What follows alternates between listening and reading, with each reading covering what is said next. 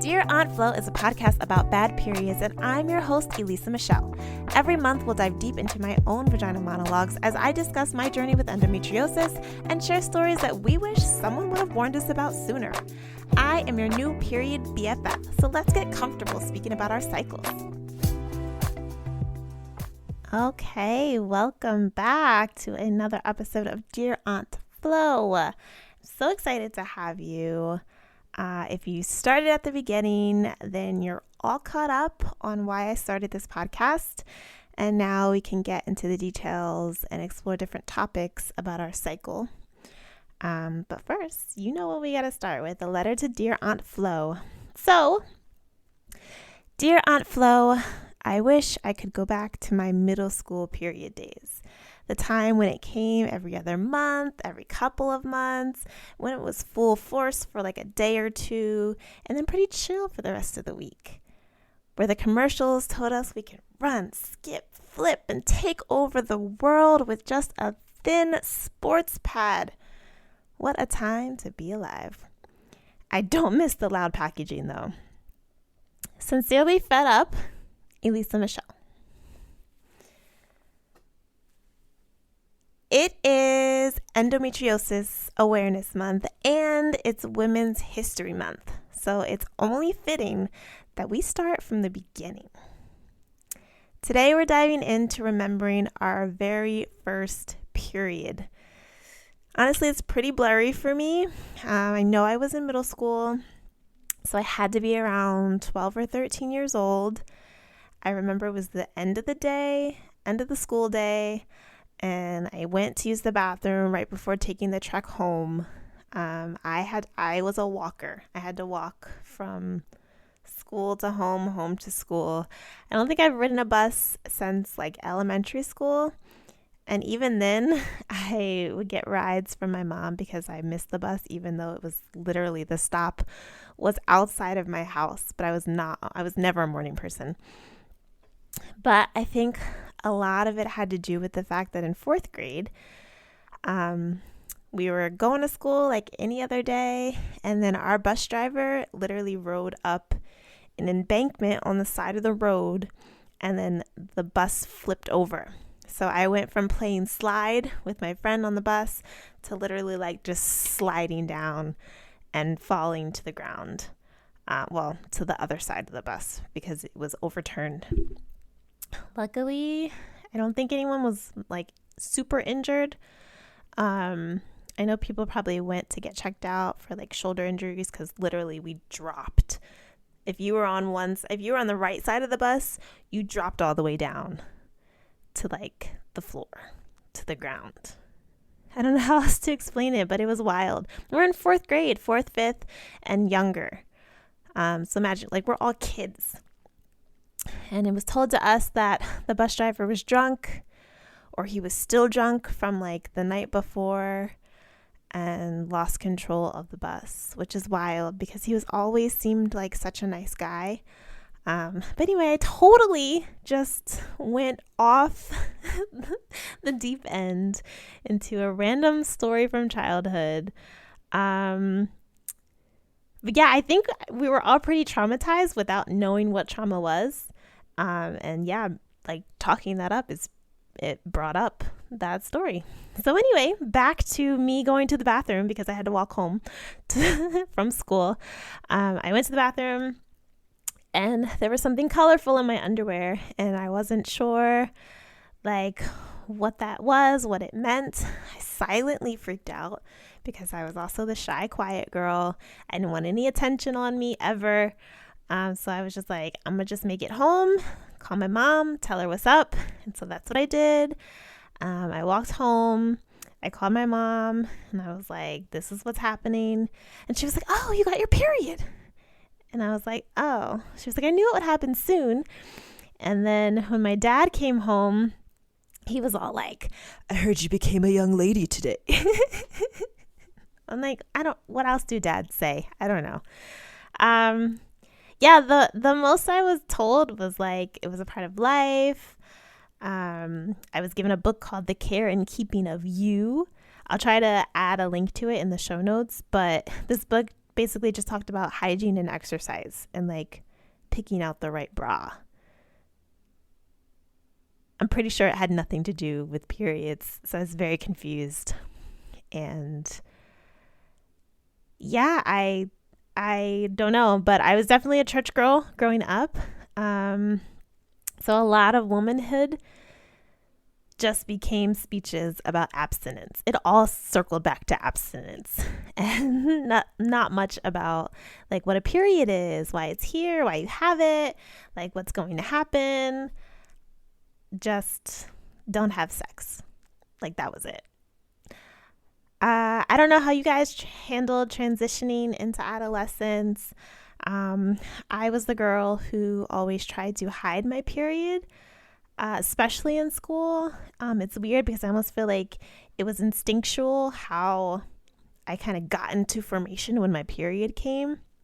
Like I didn't learn much about it beyond I'm going to bleed every month and have a little bit of pain, and it's all part of being a girl. So when it came, I somehow still fell in line. Is that weird? Is that relatable? Like I feel like we're told like these are things that are going to happen at certain points in your life, and then you kind of just like fall into it easily. It's like instinctual. I don't know if it's women's intuition, but it's just like you just kind of lean into your purpose, quote unquote. But anyway, I hated having my period in school because of the pads. They were so loud. Like I remember that flimsy plastic packaging. Like what were they thinking? Honestly, they were like super colorful, not discreet at all. They had all the patterns and the best designs. And I'm like, are we supposed to just like fangirl over this with our friends? Because I don't get the purpose. I just want it to be quiet so that nobody knows what's happening with my body right now. So I wasn't telling anybody I was bleeding. I would literally try to hide myself dropping a used pad in those damn floor disposals. Like you guys know, they were like white and they were metal and they had like openings on each side and then like a little bar at the top. So you had to fit your used pad in there.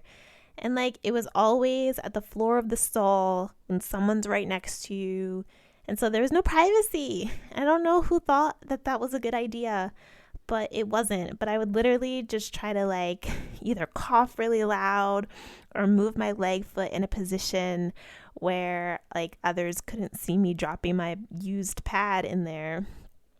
It just seemed so embarrassing at the time.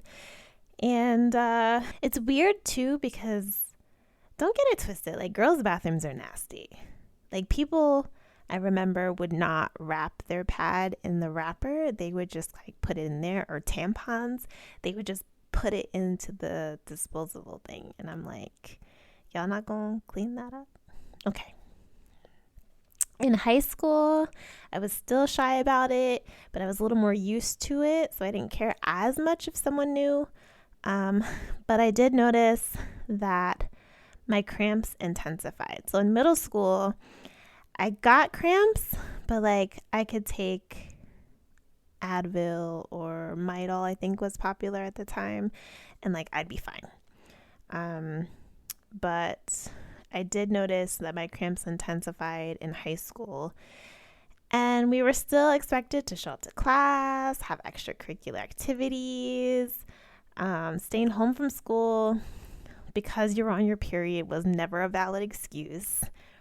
And I'm like, had my body been on what it's on now, I feel like I wouldn't have even graduated on time because I'd missed so many school days in the month. Like I don't know how women deal with it now. Like I wonder if like there's people in high school and middle school who have debilitating cramps and can't get out of bed. And they're missing all these school days. Like how do you keep up? That's a toughie. In gym class, sit me down, please. I was extremely active and competitive. I played soccer. I took dance. I was a cheerleader. I was involved in other extracurricular activities throughout the year. So it was super exhausting, but I had to push through because I thought like I had to. Like, we're ladies, we're girls, we're women, we're bleeding through our vaginas and expected to still take on the world as though nothing different is happening to our bodies. It's really weird, no? Like, I feel that we should be able to like have a break or, take time off, use PTO, just have, or not even have to use PTO, like have time set aside specifically for people with uteruses who have their period to just be, not be on, not be expected to be at work or answer emails or phone calls or Zoom meetings. Just like, let us be. I think that would be like top tier. Things I wish someone would have told me about. Okay, so I'm going to talk about a few different things that I wish I knew when my period first started. One, that book. Like, give me better books. If you have book suggestions, I would love for you to follow me on Instagram at dearauntflo.pod. Send me some book recommendations that I can add to my platform so that there are others out there who have children or nieces who need some extra education about their period. That would be super great. Okay, so please don't judge me, but I wish somebody would have told me about sleeping while on your cycle. So up until college, every week of my cycle, I would only sleep on my back. And this was like, I honestly thought that I would leak everywhere if I moved. I didn't trust commercials. I didn't trust anything. I was just like, this makes sense. If I sleep on my back, like it only has like that direction of the pad to go. Like it won't go anywhere else because I'm not moving. So I would literally just like be mummified on the bed. And spoiler alert, I still leaked everywhere. Not everywhere, but I still leaked because it would just go backwards or forwards. So I either slept on my back or I slept on my stomach. If I slept on my back, it would still go backwards and then leak onto my underwear and then onto the pants or shorts I was wearing and then onto the sheets. And the same with if I slept on my stomach. It wasn't until college when I talked to friends about it and they would say how wild they sleep and they have no issues with leaking for the most part. So I tried it one cycle and I was mind blown. I was so mind blown. Stop judging me. I was so mind blown that I was able to just sleep regularly. Sleep on my side, sleep crisscross diagonal, fetal position, like whatever. I could sleep just fine. And that is insane that I didn't know that until I got to college. I feel like you're judging me. I asked you not to. We're moving on to another thing I wish someone would have told me about were tampons. So I used pads up until my junior year of college. And I only didn't use tampons because I was like, that just seems weird that something is just like stuck up there. And what if you forget about it? Or what if it goes all the way up? Or so many different things. But it would have been a huge game changer for me, especially with playing sports and cheerleading during adolescence to high school. Taking dance, all of the movement that I was doing everywhere, all of the time, a tampon would have helped so much. There's so much mess that comes with wearing pads and God forbid you forget to wear a pad with wings. Like, then there's no hope for you whatsoever. There's blood everywhere, because pads without wings, I don't even know why they make those, honestly. They don't stay where they're supposed to stay, and that's not cool. So yeah, tampons, I think, would have helped a lot with controlling the amount of blood that was being dispersed. Okay, another thing is, every girl my age was probably on her period and embarrassed about it too. So I didn't need to be embarrassed. We could have banded together. We could have formed a support group instead of hiding in our shame. It's not shameful to be on your period. It is part of life. It's supposed to be a beautiful thing. It's when you're older and old enough, it's supposed to prepare you for, bringing life into the world. But I really wish that someone would have made me feel less shamed and embarrassed about it. I think sometimes I remember kids would be teased for being on their period, which is why I hid trying to drop it into the little canister at the bottom of the stall. I swear, I will die on a hill, but those things were the dumbest idea ever. Okay, another thing I wish someone would have told me about: health class. It was not very memorable. I really only remember being taught about again, hygiene, anatomy, and then sex education. I mostly remember being super embarrassed because whenever they talked about AIDS or HIV, the test for that, the acronym was ELISA, and that's my name, and I'd be freaked out. I was like, oh my God, people are gonna think that I have it or I'm associated with it somehow. Listen, I was a child, okay? A child. But anyway, I really can't note how they discussed periods or women's bodies beyond pregnancy and sex. I think there should have been more of a curriculum centered around what is actually happening inside of your body. And then I wish someone would have told me to ask questions, to go to the nurse if I leaked or if it came when I wasn't prepared for it. I wish I was able to lean more on family and women figures in my life for support. And that could be on me for my reserved, shy demeanor. But I think that if an opportunity was presented for me to be more open and vocal about what was happening with me, I would have took that and ran with it. And at those young ages, you're very impressionable. You're seeking wisdom, and you're seeking out people who have knowledge in something that you are ill prepared for or just not knowledgeable on.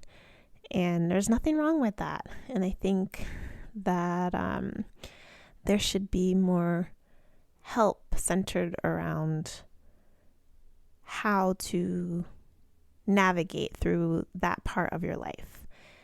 I mean, think about how much more we would be knowledgeable in finances if we had financial literacy courses in middle school and high school. I don't know. I just think that if things were available to us to aid in our growth and our mindset, we would be a lot better off now as we're dealing with new things that come up, because my period today is nowhere near where it was in middle and high school, and I want that old thing back. Okay, I want it back. I wish that I knew so much more about how the body worked or works and why certain things happen. But life experience is always also a great teacher. So always be curious, always ask questions, always fight the system and challenge the status quo. Because again, you know your body more than anybody else. Okay, let's close out with an affirmation. You can say it with me after I say it and take it into your day, week, or month. And here we go. I can learn from the past and still look forward to the future. So say it with me. I can learn from the past and still look forward to the future. Okay, I love you. I see you. I hear you. And I will catch you in the next episode. Peace. Hey BFFs, thanks for tuning in to Dear Aunt Flo. If you enjoyed this episode and would like to show support, be sure to subscribe, rate, and review on Apple Podcasts. This will help more period BFFs find our community and add to the conversation. Follow on IG at dearauntflo.pod and let me know what topics you'd like to cover this season. Catch you in the next episode, period.